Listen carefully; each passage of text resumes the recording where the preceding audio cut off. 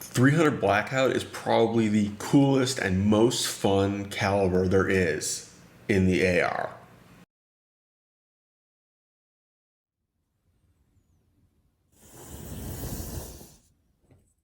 Welcome back to Bullets and Brass, folks. Today we are talking about the 300 Blackout and why I think it is one of the best rounds to have in your AR-15. Doesn't mean it would be your only one. It doesn't mean it's the best for a lot of different jobs. But I think it's one that everyone should at least consider having, particularly if you are willing to spend the money to suppress it. If you live in a state where you can't have an AR pistol, but you can do an SBR, do the SBR. Spend the money. There are three primary aspects to it, basically, that make it unique. Any one or even two of them, other calibers can kind of either be equivalent or even better. But as far as I know, there's no other caliber available right now that does all three of them. First, you don't need to change anything on your rifle in order to go from supersonic to subsonic, suppressed, not suppressed, suppressed supersonic to unsuppressed subsonic. Certain rifle configurations may not like all of them without any changes, but if you design your rifle properly, you can do all of them without other changes. You don't need an adjustable gas block. You don't need different springs or a different bolt or anything like that. They can help if you want to push the envelope. I certainly have some subsonics that are so borderline for speed, for energy, that yeah, they don't like certain setups. But if you're talking factory subsonic ammo and factory supersonic ammo, good to go. But that brings you to point number two. It is designed for short barrels. It is absolutely happy out of an 8-inch barrel. At 10 or 11 or 12, you're actually, that's about all you're going to get. So if you're looking to do a short barrel AR, whether it's a pistol configuration or a short barrel rifle, it has an awful lot to offer because unlike the other calibers, you don't lose velocity, you don't lose energy, you don't wind up with this huge muzzle blast, which if you've done a short barrel AR, you know what that's like on traditional calibers. And keep in mind, doing that also eats muzzle devices.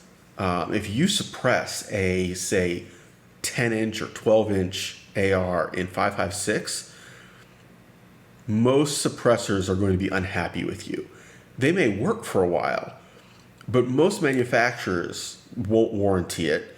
And the ones who do are basically going, we're going to warranty it, but you're still going to wear it out.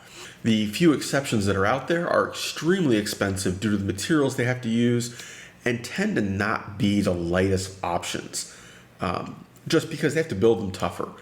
With 300 Blackout, whatever. It is what it is. It'll work. So the third thing is that other than the barrel, everything else is the same. Everything else is normal AR-15, off the shelf, 5.56, 223 compatible stuff. There's no extra bolt, there's no extra buffer, no different buffer spring, no different magazines. So yeah, compared to all the other options, it is the cheapest, easiest transition. And I'm gonna go stir lunch, be right back. It's particularly useful if you're going from, okay, I own one AR and I want to keep the AR setup I've got and I just want to build a new upper or buy a new upper, but I want to have maximum parts compatibility so that I don't need a new set of spares. A lot of us, try to have a spare bolt or entire spare bolt carrier group, and we like to have, other parts on hand in case something breaks. So we're going to run through some numbers real quick, and keep in mind, all of this assumes that your goal is hunting. Okay, if your goal is to punch paper, and by paper I mean paper, not steel, forget 300 Blackout. Just go back to 223 and have fun. It'll cost you way less money. Why are you bothering? If your goal was to punch paper much further out, again, there are better calibers. Look at 6mm arc, look at even 6.5 Grendel, or one of 224 Valkyrie, one of the rounds designed for long-range performance. That is not 300 Blackout. 300 Blackout is the most fun you can have in close. You get past a couple hundred yards, forget it. I mean, it's probably not worthwhile. However, something to keep in mind, let's run through the numbers. The 110 Barnes, we're talking Barnes black tips here. At 100 yards, you've got just over 1,000 foot-pounds of energy, going a little over 2,000 feet per second. At 200 yards, you're at 800 foot-pounds of energy, okay? 1,800 feet per second. That's about where I draw the line for deer or hogs. At 200 yards, at that kind of energy, call it good. Inside 100 yards, and keep in mind, the average shot on a whitetail in the U.S. is 25 yards. Yeah. So, I mean, if you live in the Midwest and your average shot is much closer to 100 or 200, it's still sufficient, but you might want to consider something else. If you're in Georgia or Florida and your average shot might be 15 yards, the Barnes bullet is, I mean, people have outstanding results with it at proper ranges. Now, comparison, we're going to go traditional, M193. At 100 yards, it's actually less energy than the 300 Blackout. But you're going much faster, much flatter trajectory. But you're actually less energy.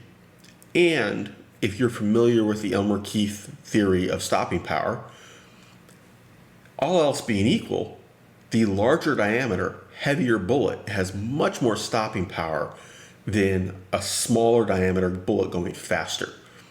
Now, this assumes that you have enough penetration on both. This assumes that your actual kinetic energy is sufficient. But one of them is going to hold together better and actually penetrate to the vitals. It's going to survive hitting bone. It's going to, if you hit a rib, if you hit a shoulder blade, it's going to have the density and the ability to punch through. With the heavier bullet, the bigger sectional density, the higher sectional density, your average results are better. Here's the kicker.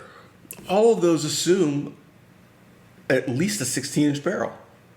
Probably 18, 20, 24-inch barrel for those numbers. Except for the 300 Blackout. 300 Blackout will run those numbers with an 8-inch barrel. Maybe a 10.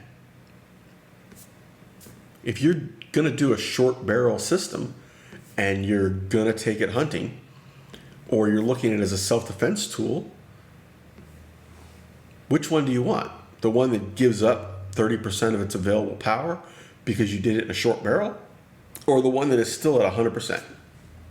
I know which one I picked. Honestly, the subsonic range for 300 Blackout, not terribly practical. I know some people do use it for hunting. Big, heavy bullet going at modest velocities, but good penetration. I understand the theory. I just think you're better off with the supersonic. But what it is a ton of fun. It is honestly one of the most fun things you can do with a firearm is short barrel, suppressed, subsonic, 300 Blackout, just shoot and steal. It super mild recoil, great noise on target. It's like movie quiet. It really is. But you're honestly getting barely more than 45 ACP energy. You get better penetration, but it's still very modest energy levels because you're shooting essentially the same weight bullet at the same velocity. It's got much greater SD because it's a longer, skinnier bullet, but Otherwise, whatever. Honestly, if you're not going to do a short barrel and shoot suppressed, I wouldn't bother with 300 Blackout. Unless you really want those subsonics and suppressed. If you're going with a full length barrel and you're going to shoot supersonic ammo for hunting, get a 6.5, do a 300 hammer, step up to a standard short action round like a 308, a 6.5 Creedmoor. Hell, go get a 30-30. Where 300 Blackout shines is when you combine all three of those key aspects: short barrel, suppressed, subsonic, and supersonic out of the same rifle. And the fact that it's compatible across the board. If you're not going to shoot it out of an AR, I don't know why you're using 300 Blackout. If you're not going to shoot a short barrel version, again, I don't know why you're using 300 Blackout. There are better options. If you're not going to shoot it suppressed, okay, there are, again, probably better options. So it's when you combine all of those into one package, and then you factor in the cost of ammo, because 300 Blackout is one of the cheaper alternatives to 5.56. It's hard to beat. It is not the be-all, end-all of AR-15 hunting rounds. It's just a pretty good one that also has these other aspects that make it very versatile. If you're just looking for a great hunting round in the AR, and you're not going to shoot it out of a short barrel, I'm pretty sure that's called 6.5 Grendel or 300 Hammer. If you're going to shoot it out of a short barrel, I don't know. I don't know of anything that works better. By the way, if you're comparing 300 Hammer to 300 Blackout, be very careful about what bullet weights they pick. Wilson likes to pick less than optimal choices for 300 Blackout for the comparison. It's really not a fair comparison. If you compare them properly, they are much more similar than they like to say. 300 Hammer is superior in its niche. 300 Blackout is a much more versatile round that is pretty much as good in a certain spot. So take care, have fun, stay safe, and enjoy shooting whatever the hell it is you like.